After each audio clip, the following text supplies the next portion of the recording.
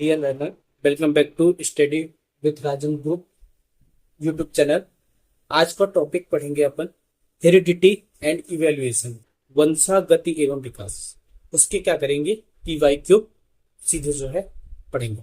ठीक है, मैंने पहले क्या करता था कि मैं आपको कुछ लिख के लाता था ताकि थोड़ी बहुत रिवीजन करा के आपको क्वेश्चन कराऊंगा, कॉन्फिडेंस रहेगा। अब मैं क्या करूंगा, एज आपको क्वेश्चन कराते हुए जो भी कॉन्सेप्ट होंगे उनको उसी क्वेश्चन में उस कॉन्सेप्ट को बता दें। ठीक है, चलिए पहला क्वेश्चन क्या पूछ रहा है कि अनुवांशिकी के जनक किसे कहते हैं, जेनेटिक्स। तो आप पूछेंगे सर ये बताइए जेनेटिक्स होता क्या है। तो जेनेटिक्स वो है जो वो लक्षण होते हैं जो आपके माता पिता से आपके में है। जिससे हो सकता है आपका बाल का कलर है ना, आपका फेस हो सकता है मम्मी से मैच कर रहा हो या पापा से मैच कर रहा हो। तो वो जो चीजें आती है ना उसको क्या कहते हैं, अनुवांशिकी कहलाते हैं। आप बोलेंगे सर यदि ये ना हो, अनुवांशिकी ना हो तो क्या होगा। देखिए अनुवांशिक नहीं होगा तो आप कुत्ते जैसे हो सकते हैं ना। तो कहने का मतलब ये होता है इन्हीं की वजह से आप इंसान के बच्चे हैं तो इंसान की तरह है। ठीक है, तो ये किस वजह से होता है, जेनेटिक्स की वजह से। ठीक है बच्चों, तो चलिए जेनेटिक्स। अब ये क्वेश्चन पूछ रहा है कि जनक किसे कहा जाता है। ठीक है, तो देखिए अब अपन क्या करते हैं, जेनेटिक्स के जनक जो है ग्रेगर जॉन मेंडल को कहा जाता है। ठीक है, तो आप पूछेंगे सर ये चार्ल्स डार्विन कौन है। तो चार्ल्स डार्विन ने क्या किया है, प्रकृतिवादी, उन्होंने विकास का सिद्धांत दिया। प्रकृतिवादी कहने का मतलब होता है जैसे आपने अमेजोन फॉरेस्ट के बारे में सुना होगा।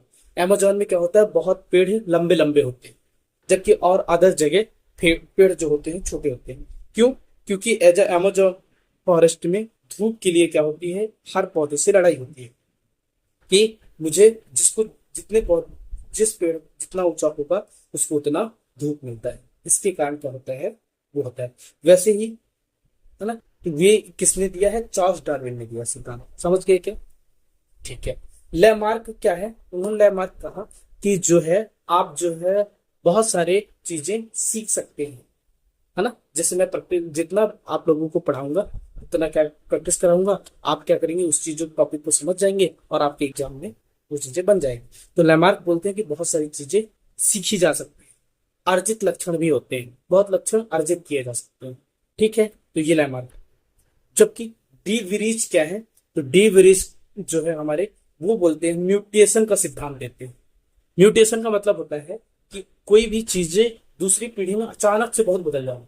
जैसे आपने देखा होगा कि कोविड एज जो था उसमें जो कोविड-19 वो क्या करता था, उसमें म्यूटेशन बहुत होता था, वो जल्दी से अपने आप को चेंज कर लेता था, इसलिए उसकी जो है वैक्सीन बनाने में थोड़ा आपको टाइम लगा था। ठीक है, समझ गए। दूसरा क्वेश्चन है मेंडल ने अपने प्रयोग में किस पौधे पर किया। तो मेंडल ने जो प्रयोग किया था ना अपना, उसको किसमें किया था, मटर के पौधे पे किया था। ठीक है, तो उन्होंने मटर का पौधा उठाया और उसमें क्या किया, संकरण कराया। तो प्रभावी लक्षण अप्रभावी लक्षण उनको दिखे और उस प्रयोग से क्या किया उन्होंने, उस चीज को सिद्ध किया। ठीक है, और अनुवांशिकता के इसमें वंशागति की मूल इकाई क्या है। वंशागति पहले वर्ड पकड़ते हैं। तो वंशागति का मतलब वही चीज है जो आपके माता पिता के गुण आपके में आए हैं, वो क्या कहलाता है, वंशागति कहलाता है ना। दादाजी के गुण आपके पिताजी में आए होंगे, पिताजी से आपके में आए, तो वंशागति कहलाता है। ये होता किसके वजह है, तो देखो बेटा हमारे जो कोशिका में होता है केंद्रक, केंद्रक केंद्रक होता है, केंद्रक के अंदर होता है क्या, गुणसूत्र। गुणसूत्र किसके बने होते हैं, डीएनए धागे रूप जो धागे नुमा संरचना होती है ना उसको डीएनए कहते हैं। और डीएनए के अंदर जो होता है क्या होता है, जीन होता है। तो वो क्या करता है, वो हर चीज मैसेज को ले जाता है। तो हमारे इस क्वेश्चन का आंसर क्या हो जाएगा कि वंशागति की जो मूल इकाई है ना वो क्या किसके थ्रू होती है, जीन की तरफ होती है, जीन ले जाता है। ठीक है, हर एक जीन जो होता है अपना स्पेशल मैसेज लेके रखता है कि इस पीढ़ी का अगली पीढ़ी में कैसे ले जाऊंगा। ठीक है, चलो मानव में लिंग निर्धारण किसके द्वारा होता है। देखो जो हमारे मानव में कितने जो क्रोमोसोम होता है, गुणसूत्र होता है, कितने जोड़े होते हैं सर, 23 जोड़े होते हैं। हमको पता है 23 जोड़े, 23 जोड़े में कितने, 23 दूनी सर 46। ठीक है, 46, जिसमें जो है ना 22 जो होते हैं वो कॉमन होते हैं, 22 मेल और फीमेल में दोनों में होते हैं। ठीक है, 23वां जोड़ा जो होता है, 23वां जोड़ा डिफरेंट होता है। ठीक है, तो 23वां जोड़ा क्या करता है, वही लिंग को निर्धारित करता है कि किस वो आने वाला जो बच्चा होगा, है ना, जो उनका वो हुआ जाइगोट बना है, उसमें आने वाला बच्चा क्या होगा, वो कैसे डिसाइड होता है, वो पिताजी के गुणसूत्र से डिसाइड होता है। ठीक है, तो इसका आंसर क्या हो जाएगा, लिंग निर्धारण का क्या होता है, पिताजी का। अब पिताजी का गुणसूत्र क्या कहलाएगा, क्या पेयर रहता है, पेयर को बोलते हैं एक्स वाई। ठीक है, गुणसूत्र का अभी आगे क्वेश्चन में भी अपन इस चीज को पढ़ेंगे। चलिए, निम्नलिखित में से कौन से प्रभावी लक्षण हैं? प्रभावी का मतलब होता है हमको कौन सा पहली पीढ़ी में ज्यादा डोमिनेट करता हुआ नजर आएगा। तो हमारा जो जॉन मेंडल ने क्या किया, बटर के पौधे में प्रयोग किया, तो सबसे प्रभावी लक्षण कौन से रहे, ये रहा लंबा पौधा ना, ये पहली पीढ़ी में क्या रहते हैं, प्रभावी रहते हैं, डोमिनेट करते हैं। जीवाश्म क्या होते हैं, तो ये जीवाश्म तो आप जानते हैं, प्रतिष्ठित होंगे जीवों के अवशेष, जीवाश्म कहलाते हैं। हाँ, तो जीव के जो अवशेष होते हैं वो कहलाते हैं जीवाश्म। विकासवाद का सिद्धांत किसने दिया, तो देखिए जो हमारे चार्ल्स डार्विन थे, उन्होंने बोला कि जो है प्रकृतिवादी थे। ये कैसे थे, प्रकृतिवादी। और प्रकृतिवादी कहने का मतलब होता है कि जहां जिसकी जैसा नेचर माहौल होगा वैसे ढलेगा। जैसे एग्जाम्पल में देखिए, जब रेगिस्तान में ऊंट होता है ना, तो ऊंट की क्या होता है, उबड़ पाया जाता है, जिसमें वो क्या करता है, अपना पानी स्टोरेज करता है, क्योंकि रेगिस्तान में पानी की कमी होती है ना। ऐसे एक रेगिस्तान में एक पौधा भी होता है जिसको कैक्टस बोलते हैं। क्या बोलते हैं, कैक्टस। वो भी क्या करता है, हमारे और जो पौधे होते हैं सब में पत्तियां होती है, लेकिन उसकी पौधे में पत्तियों की जगह क्या होता है, कांटे होते हैं। क्यों, क्योंकि वो उससे को वहां से उसके पानी निकलने, वाष्पोत्सर्जन बोलते हैं उसको, जिससे पानी क्या होता है, वाष्पित होता है। तो उसको रोकने में जब वो कांटे जैसे हो जाती है तो वो उसका वाष्पीकरण नहीं हो पाता, और वो अपने कम पानी में भी अपने जीवन सर्वाइव कर पाता है। वही चीज विकासवाद का सिद्धांत कहता है। ठीक है, चार्ल्स डार्विन बोलते हैं कि जैसे ही आपका आसपास का एनवायरमेंट चेंज होता जाएगा, आप जो है चेंज होते जाएंगे, बदलते जाएंगे। डी ब्रीज के बारे में मैंने बताया था कि जो है, डी ब्रीज ने बताया है कि म्यूटेशन, म्यूटेशन का मतलब होता है अचानक कोई चीजें चेंज होना, अचानक बदलना। ठीक है, और लेमार्क ने वही बोला कि अर्जित लक्षण, आप कोई चीजें सीख सकते हैं, है ना, अपने उसमें यदि अच्छी फिटनेस बनाएंगे, अच्छे एक्सरसाइज करेंगे, तो आपके जो आने वाले बच्चे हैं, है ना, जो बच्चे होंगे, यदि आप वो होंगे करना चाहेंगे, तो बच्चे होंगे तो वो भी क्या होंगे, तंदुरुस्त होंगे, स्वस्थ होंगे, है ना, यदि आप अपने को फिट रखते हैं। ठीक है, समजात अंग किसे कहते हैं, तो देखिए समजात अंग कहने का मतलब होता है जो बने सेम हो लेकिन वर्क क्या करते हो, अलग अलग करते हो, तो इनको क्या कहते हैं, अपसारी अंग कहते हैं। क्या बोलते हैं, समजात अंगों को अपसारी अंग। जैसे समजात अंग में एग्जाम आप बोलोगे, देखो मैं बताता हूँ, अभी आप ना इसको नहीं समझ पा रहा हूँ। समजात अंग कहने का मतलब होता है कि जो जैसे आपके हाथ में क्या होता है, ह्यूमरस, रेडियस, अल्ना होता है, तो उससे क्या होता है कि उसी तरह से चमगादड़ की में भी पंख में होता है। लेकिन आप हाथ का काम क्या करते हैं, हाथ से आप कैच करते हैं, और कोई चीज उठाने का काम करते हैं, पकड़ने का काम करते हैं, है ना, खाना पीना खाने का, पकड़ वही पकड़ने का कहलाया जाएगा से। तो वो क्या हो जाता है, वो डिफरेंट होता है ना, लेकिन बनावट क्या है, चमगादड़ और सेम वही हड्डी है, सेम वो है, लेकिन वो क्या करता है, उड़ नहीं। समझ गए। अब ये सारी जो होता है ना, वो समृद्धि अंग कहलाता है। समृद्धि कहने का मतलब होता है जो है बना अलग अलग, है ना, लेकिन काम क्या करता है, बनावट अलग हो और काम करते हो सेम। जैसे कहने का मतलब देखिए, दूसरे क्वेश्चन में है कि निम्न में से कौन सा अंग समृद्धि अंग है, तो ये होता है पक्षी का पंख और तितली का पंख। ठीक है, ये क्या होता है, समृद्धि, मतलब संरचना इनकी अलग है, उत्पत्ति अलग तरीके से, लेकिन दोनों का काम क्या है, उड़ना, सेम उड़ने का काम करते हैं। जबकि मानव का हाथ और चमगादड़ का पंख क्या कहलाता है, ये आपका जो है वो कहलाएगा, समजात अंग कहलाता है। ठीक है, जबकि पक्षी और पंख, तितली वाला क्या होगा, समृद्धि। व्हील का फ्लिपर और घोड़े के पैर, देखिए इनका अलग अलग वो होता है, मतलब वर्क अलग अलग हो जाता है। मानव हाथ और सील का फ्लिपर, ये ठीक।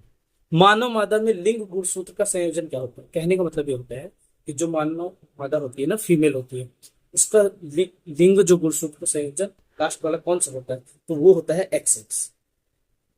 मम्मी का कोई भी रोल, थीम, बच्चा बॉयस होगा या गर्ल्स होगा, उसमें मम्मी का रोल कुछ नहीं। ठीक है, वो सीधा किसका रोल होता है, पिताजी का, पापा का रोल रहता है। डीएनए का मुख्य कार्य क्या है, डीएनए क्या करता है, देखो डीएनए अब होता क्या है, हमारे केंद्रक होता है, केंद्रक में गुणसूत्र होते हैं, गुणसूत्र के अंदर डीएनए होता है, डीएनए में छोटा छोटा होता है वो जीन होता है। वो क्या करता है, तो वो क्या करता है, हमारे अनुवांशिक सूचनाओं का वहन करता है। जिसे देखिए आपके हो सकता है 4-5 पीढ़ी से किसी के भी पूछ नहीं होगी, हाँ, नहीं बोलते हैं कि एजा हम बंदर से बने। देखिए एक स्पेशल टाइम था, स्पेशल टाइम में एक म्यूटेशन हुआ, जिसकी वजह से एक स्पेशल प्रजाति के बंदर क्या हो गए, उनके उसमें म्यूटेशन हुआ और वो क्या बने, इंसान हुआ, है ना, मतलब एक लंबे प्रोसेस के बाद तब हुआ। तो अपन का क्वेश्चन का आंसर क्या हो जाएगा, तो डीएनए का मुख्य कार्य क्या होता है, अनुवांशिक सूचनाओं का वहन करना। ऊर्जा उत्पादन तो माइटोकॉन्ड्रिया है ना, पाचन, डाइजेशन, शोषण, ये सब तो आप सिस्टम पढ़ते ही हैं। सीटेट विविधता का ये पूछता है कि विविधता का मुख्य महत्व क्या है, वेरिएशन से क्या बेनिफिट होता है, वेरिएशन क्यों आता है, वेरिएशन आता है आपके जीन या लैंगिक लक्षण में परिवर्तन जब होता है तो वेरिएशन का चेंज आता है। जैसे देखिए आप एज ए ह्यूमन में काला गोरा, छोटा मोटा बड़ा, ये सब तरीके की क्या होते हैं, वेरिएशन होते हैं, हाँ। तो ये एक्चुअली होता क्या है, उसका रीजन होता है बदलते पर्यावरण में अनुकूल के लिए होता है, कि वो अपने पर्यावरण के अनुसार क्या कर ले, अनुकूल हो जाए, ठीक है, उसके लिए होता है। चलिए नेक्स्ट क्वेश्चन, प्राकृतिक चयन सिद्धांत किसने दिया, तो इसको मैंने तो डिस्कस कर भी लिया, प्राकृतिक चयन डार्विन ने दिया, जिसमें उन्होंने विकासवाद का सिद्धांत दिया, बोला कि जहां भी आप होंगे वहां जो है विकास होगा, जिस नेचर पे रहते होंगे उस तरीके से आपके वो होंगे। वो ऊंट वाला आपको एग्जाम्पल याद रखना है, जिससे क्या हो जाएगा आपको क्लियर रहेगा, ठीक है। मनुष्य में कुल गुणसूत्रों की संख्या कितनी है, ध्यान रखिए यहाँ पे कुल गुणसूत्र की संख्या पूछा है, ना कि पेयर। गलती से बच्चे बच्चे क्या करते हैं, बच्चे जल्दबाजी में इसको 23 क्लिक कर जाते हैं। अरे बच्चे ध्यान से पढ़ो, तो क्वेश्चन में पूछा गया है मनुष्य में कुल गुणसूत्रों की संख्या कितनी है, तो गुणसूत्र पूछ रहा है तो 46 होते हैं, 23 जोड़ा होता है, पेयर जब स्पेशल लिख के पूछे कि जोड़ा कितना होता है तो 23 होता है, ठीक है। हड़बड़ाना नहीं, क्वेश्चन को 2 बार जरूर लिखो, बहुत टाइम होता है जब पेपर में, ठीक है। उत्परिवर्तन म्यूटेशन क्या होता है ना, तो म्यूटेशन जो होता है वो डीएनए में अचानक परिवर्तन क्या होता है, अचानक जो परिवर्तन होता है ना उसको क्या कहते हैं अपन, म्यूटेशन कहते हैं, ठीक है। मैंने आंसर की क्या कर दिया है, मेंशन कर दिया है, आप 1-2 बार उस चीज को पढ़िएगा और क्या करिएगा, प्रैक्टिस करिएगा। चलिए, मेंडल द्वारा अध्ययन किए गए मटर के पौधे में कुल कितने पौधे विपरीत लक्षण के आए, तो 7 तरीके के आए, फूल फल पत्तियों में ऐसे करके चेंज आया, है ना, इसका तना लंबा बड़ा छोटा, फूल फूल का कलर में चेंज आया, पत्तियों में कलर में चेंज आया, ये सब करके 7 तरीके के, ठीक है।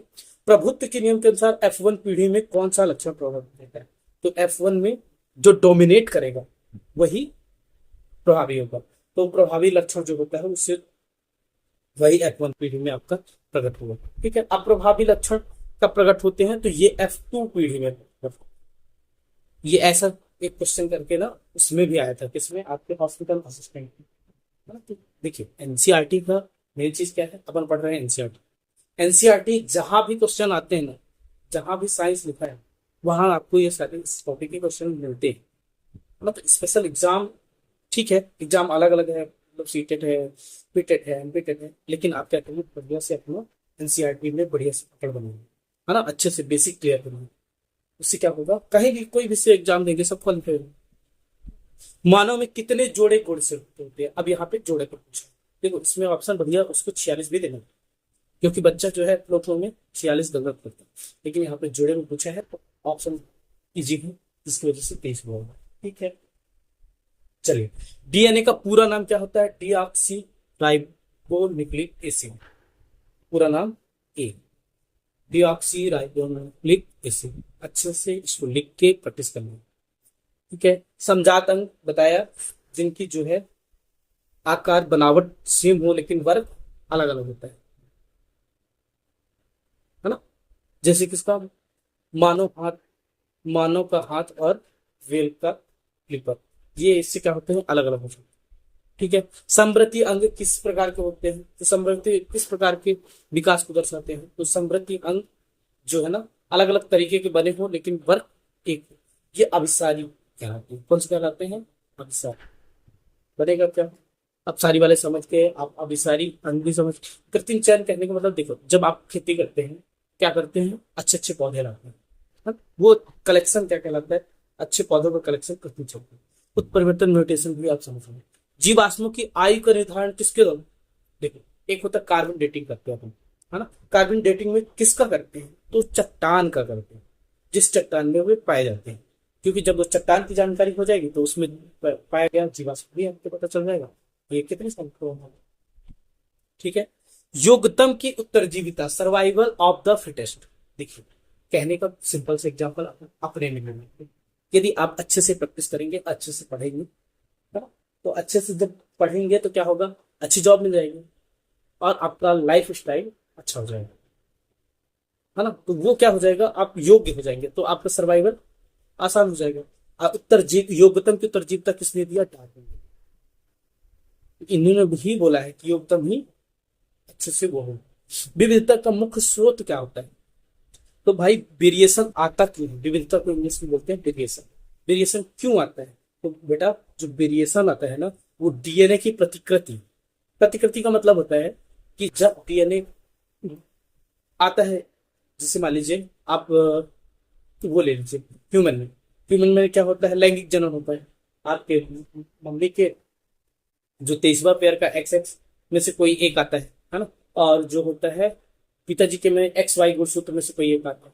यदि एक्स आता है तो गर्ल्स होगी, वाई आता है प्रोडक्ट बॉयस होगा, है ना। उसमें कुछ प्रॉब्लम हो गई, मान लीजिए, है ना, कुछ मिस हो गया, डबल एक्स आ गया, दोनों पेयर आ गए और उसके एक्स आ गए, तो इससे क्या हो जाता है, थोड़ा सा ना चेंजिंग आ जाता है। मतलब कोई भी यदि डिस्टर्ब होता है तो उसका उसी की वजह से विविधता आती है। ठीक है। तो ये होती है डीएनए प्रतिकृति में त्रुटियां, डीएनए में चेंज हो जाना, और एक लैंगिक जनन में, क्योंकि लैंगिक जनन में आधा आधा आता है ना, आध, तो उससे क्या होता है, वेरिएशन होता है। ठीक है। जीन किसके भाग है, जीन जो है गुणसूत्र का भाग है, ना कि आरएनए राइबोसोम माइटोकॉन्ड्रिया। माइटोकॉन्ड्रिया को क्या बोलते हैं, पावर हाउस। मेंडल के अनुसार बौने पौधों का जीनोटाइप क्या होता है, जो बौना पौधा होता है ना उसका जीनोटाइप क्या होगा, तो ये होगा टीटी, स्मॉल टी, रिप्रेजेंट किया। ठीक है। अपसारी विकास का प्रमाण कौन सा है, तो अपसारी विकास का प्रमाण जो है समवृत्ति अंग कहलाता है। कौन कहलाते हैं, नहीं नहीं समवृत्ति नहीं, समवृत्ति जो होता है वो क्या होता है,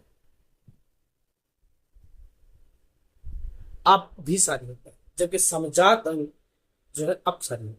ठीक है। मानव में पुत्री के जन्म का गुणसूत्री संयोजन क्या, पुत्री कब होगी, जब मम्मी का एक्स और पिताजी का एक्स होगा, दोनों का होगा एक्स एक्स, तो क्या होगा, पुत्री होगी। विकास की प्रक्रिया में सहायक सबसे महत्वपूर्ण कारक कौन सा है, तो विकास की सब प्रक्रिया में सबसे महत्वपूर्ण जो होता है वो विविधता होता है। ठीक है। विविधता जितना होगा उससे क्या होगा, उतना अच्छा विकास होगा। चलिए, आनुवांशिक पदार्थों का क्या है, आनुवांशिक पदार्थ क्या है, प्रोटीन है, डीएनए है, वसा है, कार्बोहाइड्रेट, ये डीएनए है, डीऑक्सी न्यूक्लिक एसिड, पूरा नाम क्या है, डीएनए। ठीक है। तो डीएनए में क्या होगा, जीन होगा, वो क्या करता है। मेंडल ने एक संकरण में F2 पीढ़ी का फिनोटाइप अनुपात क्या निकाला, तो ये फिनोटाइप लर्न करके याद रखना, 3:1। ठीक है। मेंडल के पृथक्करण नियम का संबंध किससे है, पृथक्करण नियम कहने का मतलब ये है कि जीनों के पृथक्करण से। ये जीन को बोलता है कि जीन मिक्स नहीं होते, जैसे मान लीजिए पहले पीढ़ी में ये हैवी डोमिनेट कर रहा है, दूसरी पीढ़ी में क्या करेगा वो रहता है, ठीक है, वो दूसरा वाला अपने आप को छिपाए रखता है पहली पीढ़ी में, दूसरे में हावी हो जाता है। वही चीज कह रहे हैं कि जीनों का पृथक्करण से। निम्नलिखित में से कौन सा प्रभावी लक्षण है, तो लंबा तन। देखिए ये तो पढ़ गया है, डीएनए का मुख्यतः कहाँ पाया जाता है? डीएनए कहाँ होता है? केंद्रक। केंद्रक में क्या होता है? केंद्रक में गुणसूत्र क्रोमोसोम होते हैं। क्रोमोसोम के अंदर डीएनए होता है, डीएनए के अंदर जीन होता है। समझ पाए? लाइसोसोम को क्या बोलते हैं? आत्महत्या की थैली। ठीक है, गोल्जी का है वाटर पानी को राइबोसोम प्रोटीन निर्माण करते हैं। ठीक है, मेंडल के प्रयोग में प्रयुक्त मोटर के पौधे का नाम क्या था? तो पिजम सैटिवम। तो पढ़िए पिजम सैटिवम। और राइजर सटाइवा धान है, इसको क्या बोलते हैं? धान का वैज्ञानिक नाम धान। ट्रिटिकम कैटिकम गेहूं है। क्या है? गेहूं। अजाइमेस ये क्या है? मक्का है, मक्का। ठीक है, जाइमेस क्या कहलाता है? मक्का कहलाता है। फिर गुणसूत्रों का मुख्य कार्य क्या है? गुणसूत्र का मुख्य कार्य क्या होता है? आनुवांशिक सूचना का वहन करना। देखो वही वही क्वेश्चन अब जो है क्या है, हर ईयर में बार बार पूछेंगे तो सेम क्वेश्चन रिपीट होना है। तो आप क्या करेंगे, जो भी होगा उसको फटाफट आंसर करके अपन आगे बढ़ते हैं। समझात अंग दर्शाते हैं। समझात अंग कौन दर्शाता है? तो समझात अपसारी। ठीक है, जीवाश्मों के अध्ययन से क्या जानकारी मिलती है? तो जीवों के विकास के इतिहास के बारे में जानकारी मिलती है। जलवायु को, वर्तमान जलवायु के बारे में कहाँ से पता चलेगा? पौधे की संरचना कहाँ से पता चलेगा? जीवाश्म। तो जीवों के विकास का इतिहास पता चलता है। मानव में पुरुष का गुणसूत्री संयोजन क्या होता है? पुरुष का गुणसूत्री संयोजन होता है XY। ठीक है, जबकि पुत्री का XX था, माता का XX होता है, वाय पिता का XY। पुत्री के जन्म के लिए उत्तरदायी गुणसूत्र का संयोजन क्या होगा? XX होगा। निम्न में से कौन सा समवर्ती अंग है? ठीक है, तो समवर्ती अंग ये होता है चमगादड़। समवर्ती अंग पूछ रहा है। समवर्ती अंग कहने का मतलब होता है बनावट अलग अलग वो आकार में। तो ये क्या होगा आपका? सी ऑप्शन सही होगा। पक्षी का पंख और तितली का पंख, देखो बनावट अलग अलग है लेकिन दोनों क्या करते हैं? उड़ते हैं। वो समवर्ती है। समवर्ती मतलब कार्य सेम हो लेकिन बनावट अलग अलग। समजात मतलब जो है बनावट एक लेकिन काम अलग है। विविधता का मुख्य लाभ क्या है? पर्यावरण के प्रति अनुकूल है, इसे अनुकूलन क्या कहलाता है? चार्ल्स डार्विन का सिद्धांत किस नाम से जाना जाता है? तो प्राकृतिक चयन सिद्धांत। क्या कहते हैं चार्ल्स डार्विन का? वही प्रकृतिवादी वाला प्राकृतिक चयन सिद्धांत कहलाता है।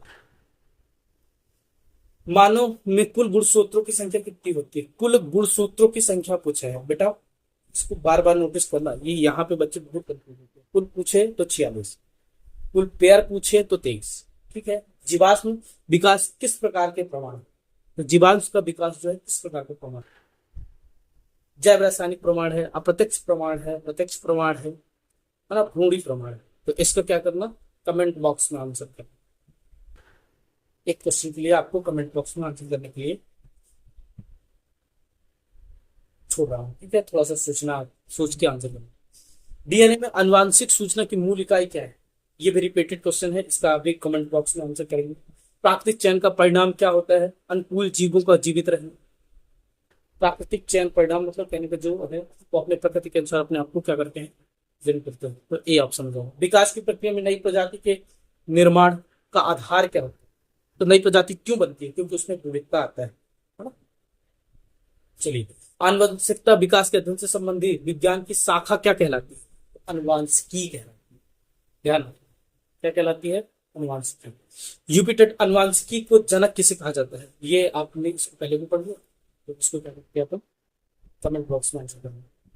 रिपीटेड मेंडल ने अपने प्रयोग में ये भी रिपीटेड है, क्वेश्चन छोड़ देते हैं। वंशागति की मौलिक इकाई ये भी हो चुका। मानव लिंग निर्धारण में किसके द्वारा होता है? मानव में लिंग निर्धारण पिताजी के द्वारा। ठीक है, जीवाश्म क्या है? ये भी रिपीटेड क्वेश्चन है, कमेंट बॉक्स में आंसर करके रखें। ठीक, विकासवाद का सिद्धांत किसने दिया? ये भी रिपीटेड है, डार्विन। समजात अंग किसका प्रमाण है? तो समजात अपसारी का। अपसारी आपको चीजें मैंने इतने क्वेश्चन रखे हैं ना, हर साल के क्वेश्चन उठा के रखा, भले वो रिपीट हो जाए, ताकि आपको बार बार वो चीजें रिकॉल हो और आपको क्या हो जाए, उस चीज को कंफर्म हो जाए। समवर्ती अंग क्या होते हैं? समवर्ती अंग वे अंग जिनका पक्षी का पंख और तितली का पंख बनावट अलग अलग लेकिन वर्ग दोनों भी उड़ने के पंख। मानव मादा का गुणसूत्री, मानव मादा का पूछा है तो XX।